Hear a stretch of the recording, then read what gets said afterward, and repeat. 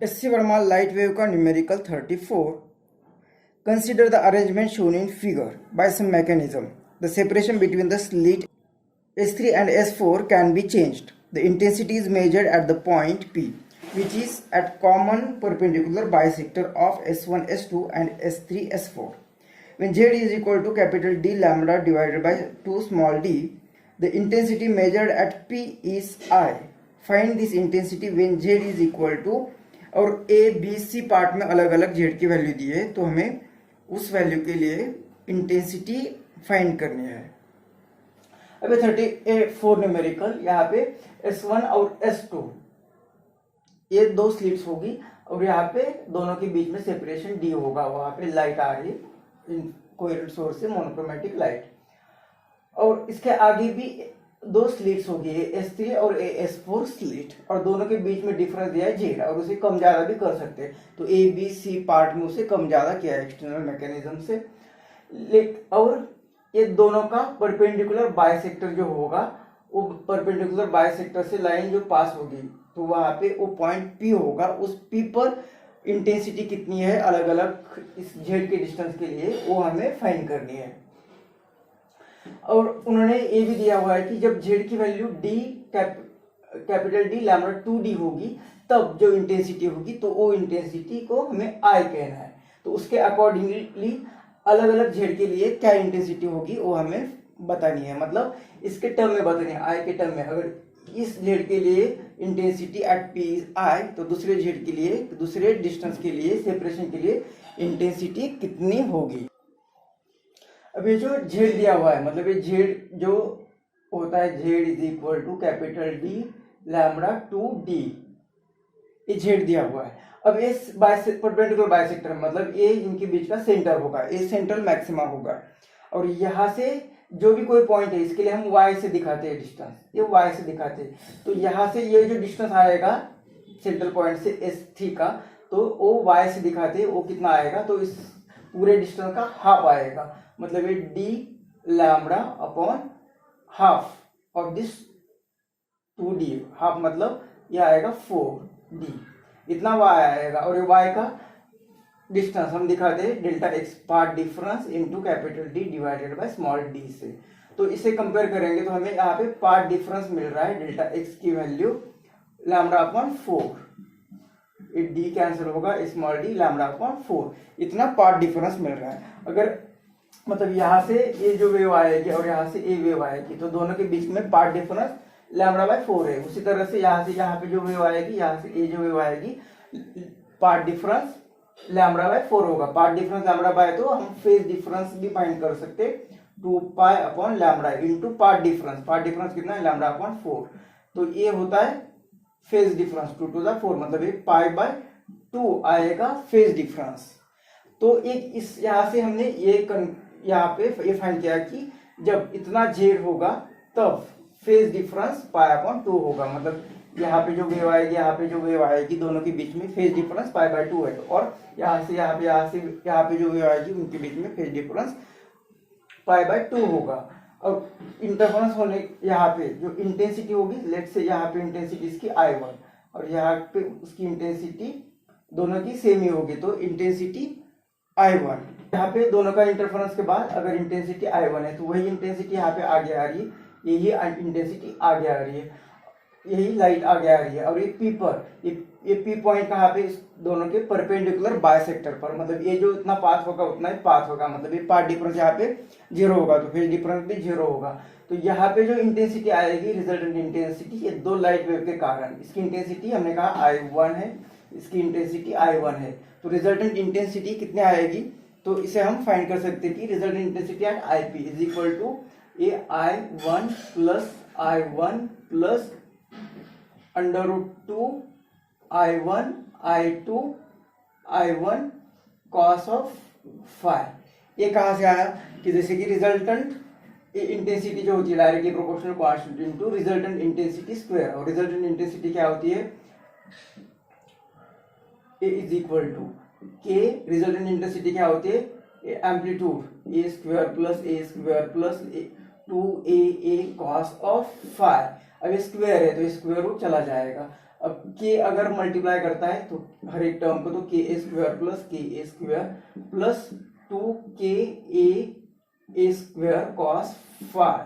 तो ये होता है इंडिविजुअल इंटेंसिटी के कारण, इंडिविजुअल वेव के कारण इंटेंसिटी, ये होता है आई प्लस, अब ये जो होगा यहाँ पे 2 और के ए स्क्वायर अंडर रूट में और फिर से अंडर रूट में के ए स्क्वायर, दोनों को बाहर ले लेंगे तो एक सेम यही आएगा और इसका यही आने वाला है। तो कॉस ऑफ फाइव, तो ये आई प्लस 2, अब ये आएगा अंडर रूट में आई और ये अंडर रूट में आई और ये कॉस ऑफ फाइव। तो इस तरह से हमने ये लिखा है। अब इस इक्वेशन में result intensity at P due to this two waves ये लिखा हमने, तो और cos फाइव हमने फाइंड किया है π/2 होगा। ये cos फाइव, तो यहाँ पे कोई फेज डिफरेंस नहीं है, कोई फेज डिफरेंस नहीं है तो वो 0 होगा। तो ये cos 0 की वैल्यू होती है 1, cos 0 की वैल्यू होती है 1। तो रिजल्टेंट इंटेंसिटी एट पी कितने आएगी, तो ये I1 प्लस ये बाहर आएगा तो ये 2I1, मतलब ये आ गया 4I1।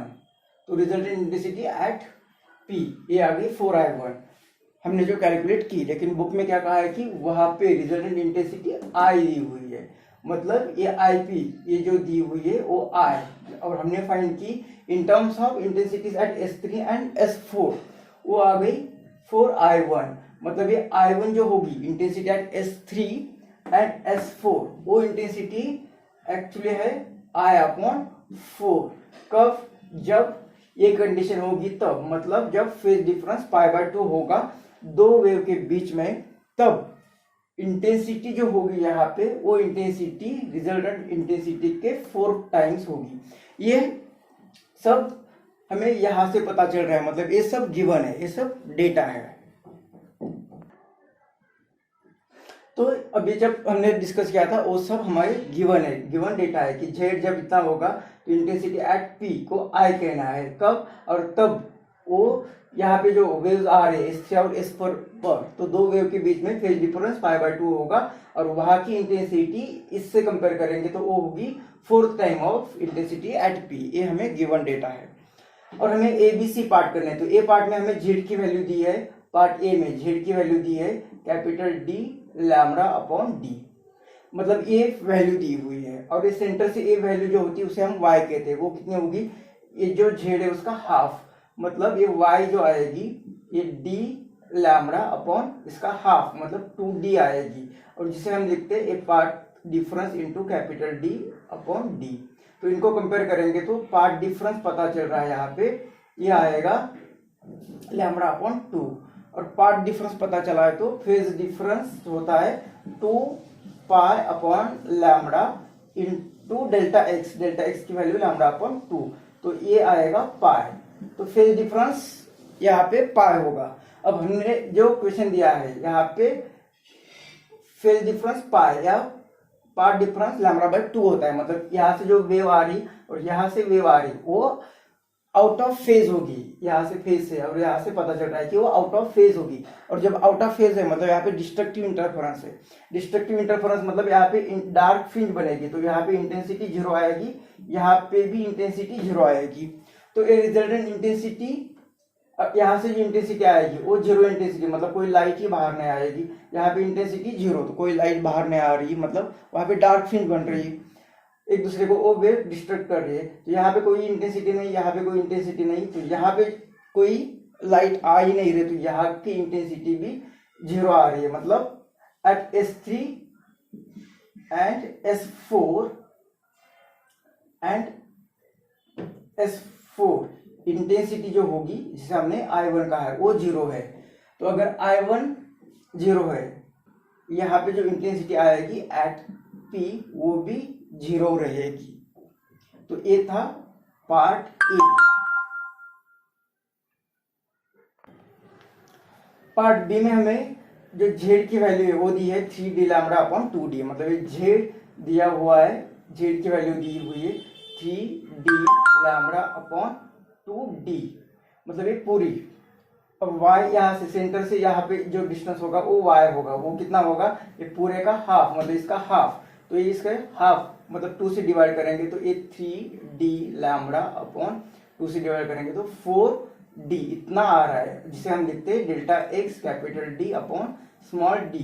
तो यहाँ से हमें पार्ट डिफरेंस पता चल रहा है, dd कैंसिल, तो ये 3 लैम्बडा अपॉन 4 इतना पार्ट डिफरेंस है। इतना पार्ट डिफरेंस है तो फेज डिफरेंस कितना आएगा, फेज डिफरेंस होता है delta phi is equal to 2 pi upon lambda into delta x, मतलब ये 3 लैम्बडा अपॉन 4। तो लैम्बडा कैंसिल 2 टू द 4, मतलब ये आ रहा है पाई बाय 3 पाई बाय 2। इतना फेज डिफरेंस आ रहा है। इतने फेज के लिए यहाँ पे फेज डिफरेंस दोनों वेव के बीच में इतना फेज डिफरेंस है, तो उस टाइम पे वहां पे इंटेंसिटी कितनी आएगी, तो इंटेंसिटी एट S3 S4 इसे लेते हैं SI डबल डैश। तो इंटेंसिटी एट S3 जब इतना फेज डिफरेंस होगा तो कितने आएगी, तो इंटेंसिटी होती है K इंटू मतलब प्रोपोर्शनल टू रिजल्टेंट एम्पलीट्यूड। और ये रिजल्टेंट एम्पलीट्यूड कितना होता है, रिजल्टेंट एम्पलीट्यूड स्क्वायर, मतलब ये A square plus A square plus 2AA और ये cos ऑफ फाई, और ये फाई इतना मिल गया है 3 पाई अपॉन 2, ये इंटेंसिटी मिल गई है। तो ये I डबल डैश मतलब S3 S4 के यहाँ पे इंटेंसिटी मिलेगी, तो ये 3 पाई अपॉन 2 की वैल्यू कितनी आएगी, ये और integral multiple of pi by 2 है, तो ये cos इसकी वैल्यू आएगी 0, क्योंकि cos 3 पाई बाय 2 मतलब पाई प्लस पाई बाय 2, तो cos पाई इसका आएगा minus cos of pi by 2, और ये पाई बाय 2 मतलब ये आएगा 0, तो इसकी वैल्यू 0 बनेगी, तो ये आ रहा है 2a स्क्वायर। इतनी इंटेंसिटी आएगी जब इतना फेज होगा तब, इतनी इंटेंसिटी आएगी जब इतना फेज होगा तब। और जब फेज पाई बाय 2 होता है तब इंटेंसिटी कितनी होती है, at pi by 2 intensity at phi is equal to pi by 2 intensity कितनी है, तो लेट से I इसे लिखा था हमने उस इंटेंसिटी को I1, तो I1 इंटेंसिटी कितना आएगी, अंडर रूट में K इंटू एम्पलीट्यूड स्क्वायर, तो amplitude square A square plus 2AA cos of pi by 2, cos of pi by 2 ये होता है 0, तो ये 0 तो ये टर्म 0, तो वो इंटेंसिटी भी आएगी K square 2A square K 2A square. तो इसे इक्वेशन 1 लिखा, इसे 2 लिखा, दोनों को कंपेयर करेंगे तो I double dash upon I1 is equal to K2A square divided by K2A square, मतलब 1 आ गई। मतलब यहाँ पे इंटेंसिटी अब जो हमें गिवन कंडीशन है, इस कंडीशन के लिए मतलब इतने फेज के लिए S3 और S4 पर इंटेंसिटी आ रही है I1, मतलब I1 क्या है, वो वही इंटेंसिटी है जब फेज डिफरेंस इतना था, जब फेज डिफरेंस इतना था। और वो जब फेज डिफरेंस है तब P पर जो इंटेंसिटी आई थी वो इंटेंसिटी है I/4, मतलब ये I डबल डैश को लिखेंगे I1, लेकिन I1 कितना है I/4। तो इतनी इंटेंसिटी S3 और S4 पर है इतने फेज के लिए। अब वही लाइट फिर आगे चलेगी, यही लाइट आगे चलेगी, तो एट P यहाँ पे जो लाइट चलेगी और यहाँ से जो लाइट चलेगी दोनों में फेज डिफरेंस नहीं है, क्योंकि वो परपेंडिकुलर बाइसेक्टर पे दोनों के, तो यहाँ पे फेज नहीं है। तो वो इंटेंसिटी कितनी आएगी, इंटेंसिटी एट P वो कितनी आएगी, तो वो हमने ये देखा था कि I1 और यहाँ से जो इंटेंसिटी आ रही है इसके लिए हमने I डबल डैश लिखा है, तो I double dash plus I double dash plus 2I double dash और अंडर रूट में I डबल डैश और I double dash cos of phi, ये बाहर है, तो cos फाई वही अभी हमने फाइंड किया कि ये यहाँ से यहाँ तक और यहाँ से यहाँ तक कोई फेज डिफरेंस नहीं है, मतलब ये cos 0 है और cos 0 की वैल्यू 1 आती है, तो ये कितना आएगा IP इज इक्वल टू ये बाहर आएगा तो I डबल डैश, ये 2 3 4 I डबल डैश की वैल्यू यहाँ से हमने यहाँ से ले लेते तो वो 4 आई डबल डैश की वैल्यू आई अपॉन 4। तो ये intensity at P at this phase और एट दिस जेड की वैल्यू, ये इंटेंसिटी यहाँ पे मिल रही है आई।